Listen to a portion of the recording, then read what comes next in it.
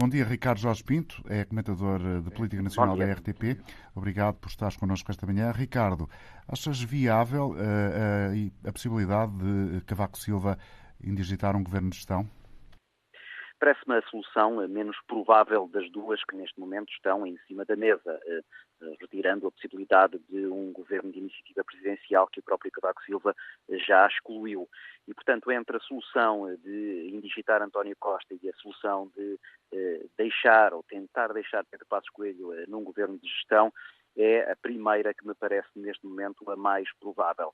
Ainda assim, eu acho que não se deve excluir nenhuma hipótese relativamente àquilo que será a decisão final do Presidente da República. De resto, as declarações que ele tem feito ao longo dos últimos dias deixam a entender exatamente que Cavaco Silva estará a ponderar em todos os cenários, tendo em conta a constitucionalidade da sua decisão e tendo em conta uma leitura política que nós já entendemos é ideologicamente formatada e mais do agrado daquilo que seria a presença de um executivo de direita à frente dos destinos do país, sendo essa a leitura que ele faz, não apenas dos resultados eleitorais, mas também da situação que o país vive.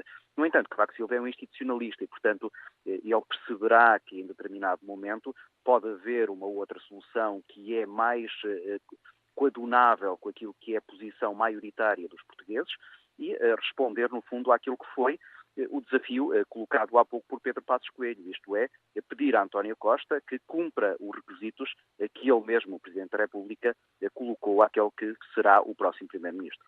Ouvíamos que Pedro Passos Coelho tem a convicção de que o Partido Socialista não tem, por exemplo, a certeza que haja por parte dos partidos com quem fez acordo que o Orçamento de Estado para o próximo ano seja aprovado. Achas que isso é viável? Que há ainda essa dúvida na sociedade? Eu penso que não. Eu penso que as pessoas percebem que este acordo é um acordo que tem ainda algumas falhas, que tem elementos de incerteza muito fortes, mas que certamente terá pelo menos um estado de graça inicial que permitirá, por exemplo, preservar a aprovação do primeiro Orçamento de Estado. Se perguntar às pessoas se acham que os próximos Orçamentos de Estado ainda terão essa viabilidade por parte dos partidos à esquerda, aí as pessoas colocarão a mesma dúvida que eu próprio coloco. Mas é uma dúvida que, na verdade, se colocaria perante praticamente todos os outros cenários eleitorais que não de maioria absoluta, porque, em primeiro lugar, não sabemos que orçamentos de Estado serão esses, em segundo lugar, não saberemos em que condição é que uma qualquer coligação de apoio parlamentar terá, no momento dessa discussão, de outros documentos económicos estruturais. E, portanto, eu penso que não será essa a variável fundamental. Aquela que, eventualmente, Cavaco Silva poderá colocar a António Costa diz respeito a uma maior presença e uma maior assertividade por parte de bloquistas e de comunistas relativamente a outras matérias centrais da governação portuguesa, nomeadamente tudo aquilo que diz respeito às questões de respeito pelo tratado orçamental e medidas que contribuam para a manutenção das metas do déficit.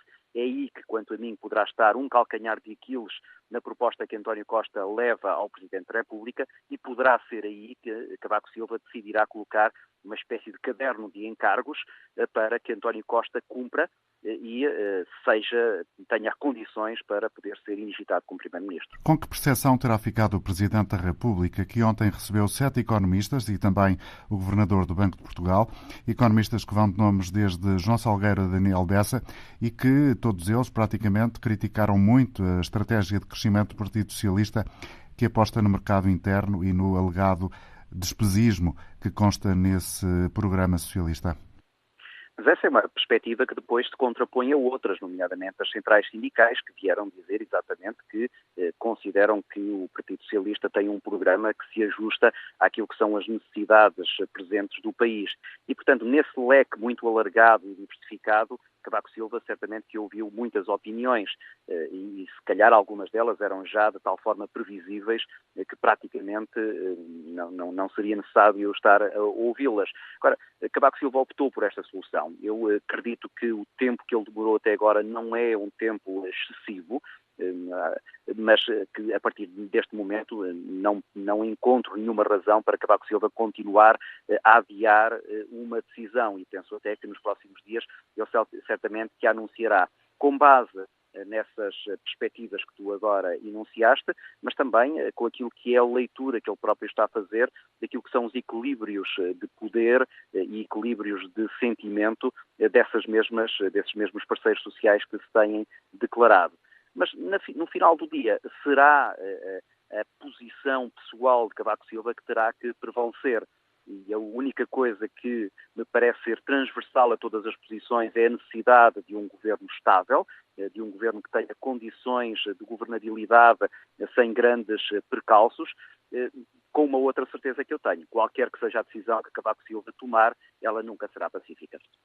Há neste horizonte de cenários quem coloque, por exemplo, a possibilidade de Cavaco Silva optar por um governo de transição, com António Costa indigitado primeiro-ministro, mas com a condição do secretário-geral do PS, se demitir e provocar eleições. Será possível? Essa é uma solução que tem uma razoabilidade, isto é, de achar-se que neste momento não há nenhum dos quadrantes políticos estabilidade suficiente para garantir condições de governabilidade e, portanto, haver uma espécie de necessidade de clarificação eleitoral renovada para assegurar essas condições de governabilidade e tendo em conta que a Constituição não permite neste momento ao Presidente da República dissolver o Parlamento, deixar que isso acontecesse no primeiro momento em que fosse possível, e, portanto, já no próximo ano com um outro Presidente da República em funções, e essa é a razoabilidade, isto é, da perspectiva de considerar que há uma necessidade de clarificação, mas esbarra, quanto a mim, contra duas dificuldades. A primeira delas é que esse cenário é um cenário de instabilidade, é um cenário que nos leva a considerar que daqui a alguns meses estaríamos de novo num processo eleitoral. É assumir institucionalmente a instabilidade. Sem nenhuma garantia até de que haja uma ou outra maioria absoluta ou uma coligação partidária que garanta essa governabilidade. E depois um outro problema, quanto a mim ainda mais veemente, é que António Costa jamais aceitaria essa solução. Espera aí. Ricardo, há uma última questão que gostava de colocar-te, aliás, neste início da Antena Aberta.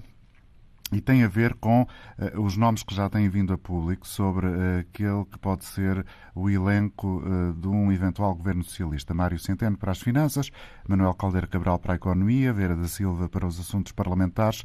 Independentemente da composição final de um eventual governo liderado pelo PS, há neste momento a possibilidade de sermos já uma análise ainda condicional àquele que será o Executivo Socialista? Pois, como diz, e muito bem, nós não sabemos, podemos apenas especular acerca dos nomes. Estes que tu agora enunciaste são aqueles que são eventualmente mais previsíveis e aqueles que se coadunam melhor com o espírito que António Costa tem vindo a trazer para o que ele acha ser necessário neste momento. Vamos ver que condições é que António Costa tem que responder.